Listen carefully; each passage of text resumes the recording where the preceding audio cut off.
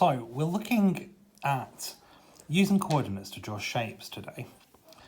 So the first thing we need to do is, the question says, find the point needed to make a rectangle. So first thing I need to do is join these points up.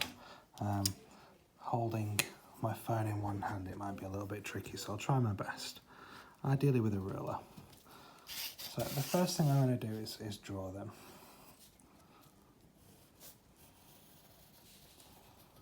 I've then got to find the missing points. I want to know which bit is going to make a rectangle. So I know facts about rectangles is that two of the lines are parallel. So I can move this across and think, right, I know that this line is going to go somewhere down here. And if I want this line to be parallel, I can move it down and think, right, it's going to fit. Where's it going to fit? Here it is. It's going to be this coordinate here. And that makes, when I join it up, that will make my rectangle. So that's my rectangle. I've just got to jot down the coordinates. So I've got 2 across and 1 up, 2 across, 1 up. This one goes 1 across, 3 up, 3 up. This one here goes 6 across and 3 up. And this final one goes 5 across, 5 across, 5 up there, 5 up.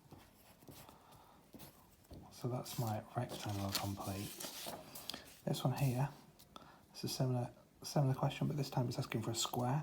So I want to join up the points I've got. You can use your straight line tool, or use a ruler if you just drawing them on paper.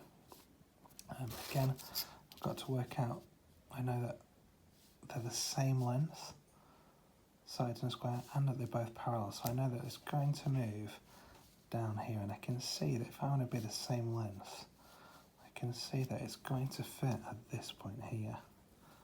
So if I draw that one in there, I'll just check with the other side. But that's going to fit there. That one's parallel and they're the same length. So that gives me my square. Turn it around just to check, but that's my square. And again, I just jot down the coordinates. So it's going 3 across, 1 up, 3, 1. It's going 5 across and 3 up, 5, 3. And then we're going 1 across, 3 up. And finally, I'm going 3 across and 5 up.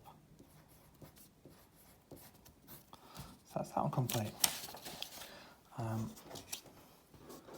This was looking at a parallelogram, so I know, again, the properties of this are they've got to have 2 opposite sides are parallel. That makes a parallelogram.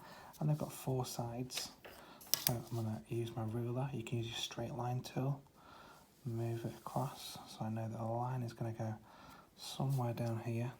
I can see on my coordinate grid it's not hitting any points apart from this one. So it's either this one or this one. They're the only time it hits a point. So it's going to be one of those two. So I'm going to use the other parallel side and move it down.